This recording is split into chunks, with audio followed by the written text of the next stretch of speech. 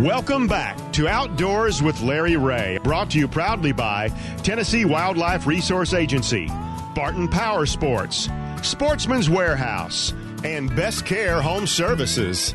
Hey, good Saturday morning. Welcome back to Outdoors with Larry Ray. We close out today's show. Wow, fastest 90 minutes in outdoor radio programming. Appreciate Shelby McCall taking care of all the buttons. We ran out of headphones, so she's headphoneless so far, but she's doing a great job. And Ron Wong is here. He's wearing his Lose. I don't know if he didn't know. Do you know what I'm wearing? You know what this blue shirt is under here, don't you, Ron? What does it say on the back? Is that an ACT shirt? This is a Rebel shirt. Oh, okay, but I wore it with a shirt over it, so you wouldn't know. You know, I didn't want to upset John Gordon, who's a Bulldog fan. But no, wait a minute. That was Rebel Lures. That was Rebel Lures, but you might right. not. People asked me about that, and of course. Well, if it was a Land Shark shirt, Larry, it might be something else. Hey, well, I don't think I'm lost. This next young man's coming on with us right now, and he's lost. He's in Bulldog country down there in the Golden Triangle of West Point, Mississippi. So we won't talk football right now, but Ron will slip that in. But happy to come right in after a member of the Mossy Oak pro staff and Brett Kiesel. We're going to go right now to the man who's on the cover of the new Gamekeeper magazine, and I think that's pretty cool. And that's Jacob Womack.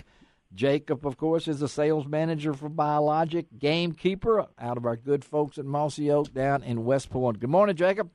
Good morning, guys. Yes. How are y'all? Oh, we're doing great. Let's talk a little bit about your journey to Mossy Oak and the Gamekeeper. How long have you been there now? So I've been with Mossy Oak for right at 2 years, little over 2 years. Over 2 years. And what does it feel like to be a part of the Mossy Oak team for Jacob Womack? Well, you know, it's a different culture is the best I can explain it. It's a culture that I feel like I fit in well. It's the good old boy yes, culture. It is. It's the hey man, if you need something, you call us and we'll help you out. If you need the shirt off your back, Toxie's going to be the first one to give you the shirt off of his back. He is. So that's the culture, and man, it's awesome to be a part of. It really is. I know. Now, is your office on the 5th or 6th floor of the Mossy Oak Empire?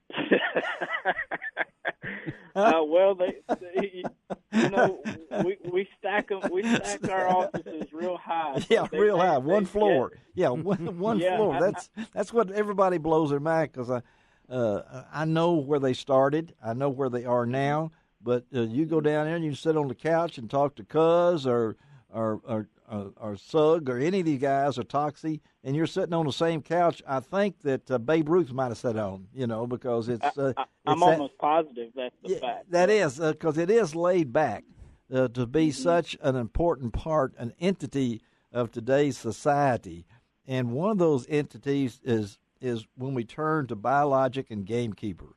So for our listeners that may not know about these, tell our listeners a little bit about Biologic and Gamekeeper. Yeah, so Gamekeepers is our mother brand, yes, as far as conservation, and it really speaks to the guy that really takes care of his property, the guy that's out there every day that really has a passion for making that property better for the next generation. Mr. Fox Hayes always says, yes, make the land better for the next generation. And that's really what we teach as a gamekeeper, and what we preach and what we live is to make that property better for the next generation. I mean, and we all feel so strongly about it that it is truly a passion of ours. It is. And it's crazy. And then you go into the biologic side of things. That is part of taking care of the property, feeding your critters that are there, planting spring, planting fall, planting whenever you can plant, feeding, whatever it is. It's taking care of those critters and making that place better for the next generation. It's getting that deer from 2-year-old to a 6-year-old, finally harvesting that deer, or whatever it is. It's making that property better. Well, I know I was at my place on Monday getting everything set up with my ground blind and everything, and I spent more time marveling at my Biologic, the way it was coming up and looking so pretty and green, that I felt hungry myself. I thought I was going to get down there and roll around in the grass, because you guys have done so much. And I know with your background, and I was looking over your background growing up in Northwest Georgia and some of the places that you have worked at, you got to be a guy of the land. Is that right? 100% correct. I have a true passion, and it's like I said, everybody in our office has a passion for what we do, and that I'm one that I would rather watch the deer grow than actually harvest the grow. Yes. Than actually harvest the deer, and that's just me. I've been through the cycle. Mm-hmm. I first started out, man, I wanted to just kill a deer. Yeah. And then I jumped into, man, I want to kill the biggest deer. And then I jumped into, man, I want to get my little, my brother a deer or my friend a deer. And now it's just, I want to watch deer grow. And that's what a gamekeeper is all about. Yeah. That's where the name comes from. I mean, you're a keeper of the game, and I know this, whether it's turkey or deer, duck hunting for the ducks, the waterfowl. I mean, do you do any preparation? I'm talking to John Gordon here. You don't just go out there and work on your blind, do you? Don't you kind of look around and see what it's going to look like, your field or operation? Or? Well, sure. I mean, that's a big part of a duck hunting location. Really is there are the two things a duck's going to do in the daylight is either rest or feed. That's right. So that's what you've really got to. You're hunting one or the other. Yeah, and the geese are the same way, aren't they? Correct. Yeah, and I know that in your position, Jacob, you guys look at it, and I know your man Bobby Cole, longtime friend of Outdoors with Larry Ray and me personal, because I've read all of his books, and I don't mean his gamekeeper books either, but it's pretty amazing when you think about it. I don't know how long when the concept of biologic came up, and I'm not even sure how the name came up.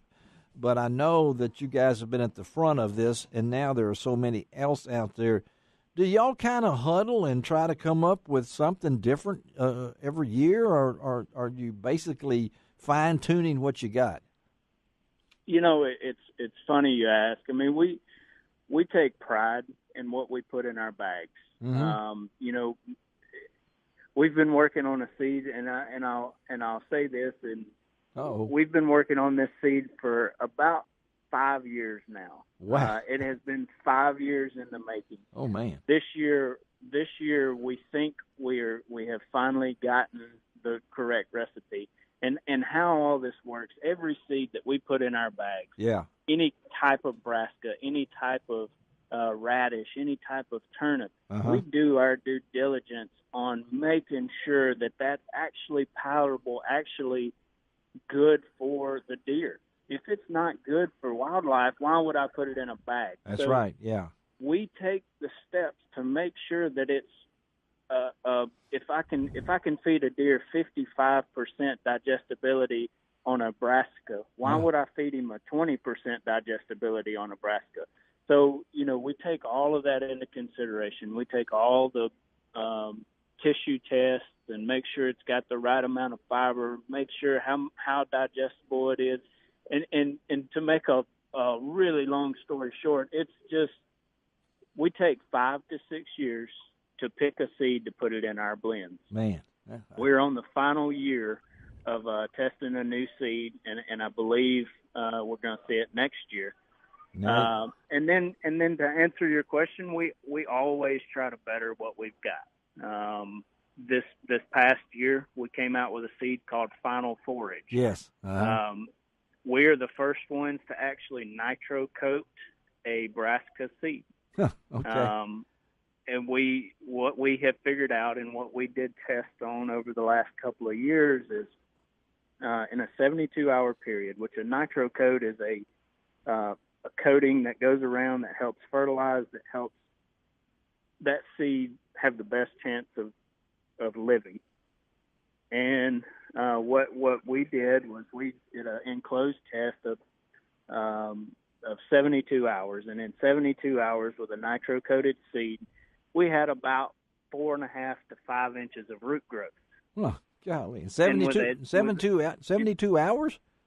that in 72 hours, and with a non-coated seed, there was about 1.5 inches root growth.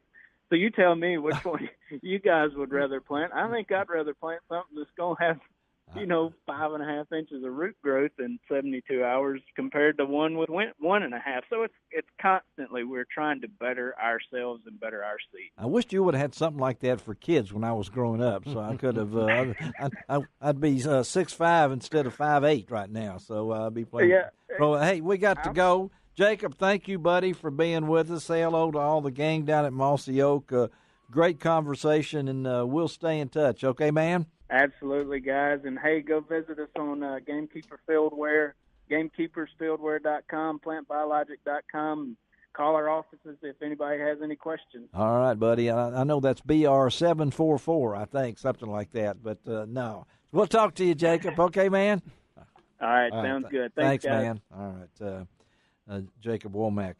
Got to get out of here. It's time to go. Hard to believe. Ron Wong, thank you for being here as always. It's been a joy. Like you say, Larry, the fastest 90 minutes. We've had some great guests today. Yeah, and thank you, John Gordon, and good luck on your, I don't believe in luck. You're going to do great. Your new position, I can't wait to see what you accomplish, and hope that we could work it out with James Powell that you will continue so we don't have to take you out of the diner on the website, okay? Me too, Larry. I love doing the show, and hopefully I'll be able to continue. I think you will. It's not a far drive over to DU. And I'll be glad to take you fishing out in your pond now. There you go. I heard about that pond. It's a nice one. Yeah, you didn't know it was called the Wong Pond. Is that it? The Wong Pond? It is, yeah. There are a couple of War Eagle boats sitting out there ready to go. All right, let me quickly tell you about next week. Get out here. We got Mary Snyder, Absolute Outdoors. She's come up with the new Arctic Shield clothing for women. Can't wait to talk to her. We're going to talk about Trinity Oaks. It's the Thumbtack Ranch, nominated as the nation's first Purple Heart Ranch. And, of course, we're going to close out the show with our good friend Lawrence Taylor. I don't know if you know, but Daisy has come out with a new adult-size Red Ryder. All right. So we're going to talk about that just in time for Christmas. Again, thank you, Shelby McCall. This is Larry Ray. Remind you, it doesn't cost an extra cent to be a good sport. And God bless the USA.